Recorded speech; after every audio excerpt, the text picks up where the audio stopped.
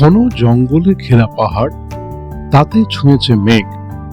বহু নিচে দুই নদী, ভিন্ন ভিন্ন তাদের জলের রং। সবুজ গাছপালার মাঝে পাহাড়ের কোলে বাড়িগুলি উঁকি ঝুঁকি দিচ্ছে। নদীর ধার দিয়ে গাড়ি রাস্তা। চিত্রশিল্পীর কাছে প্রকৃতির জীবন্ত ক্যানভাস, কবির কাছে কাব্য রচনার উপকরণ। সঙ্গে রয়েছে প্রেম। এটি স্থান কাল পাত্র মানে না। পাহাড়ের কোলে নিরাপদ প্রেমের জন্য রয়েছে পেশক রোডে লাভার্স মিট ভিউ পয়েন্ট।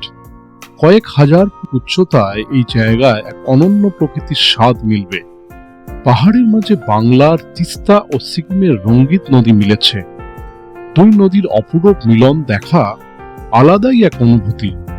প্রেমিক প্রেমিকারা তো আছেন, দূর থেকে বহু পর্যটক আসেন এই দৃশ্যের টানে।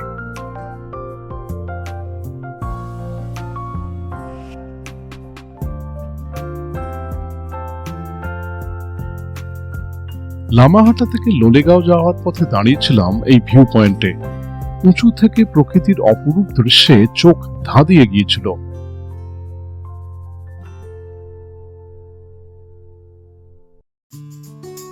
কপোত কপোতির প্রণয়ের আশ্রয়স্থল এই লাভার্স মিট ভিউ পয়েন্ট।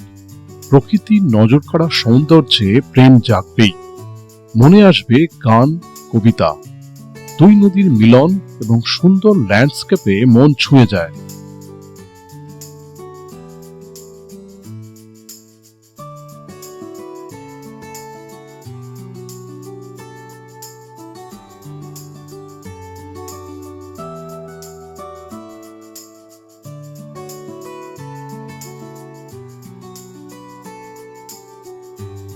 প্রেমের স্থানে গাছে দেখা মিলল বাঁদরেরও।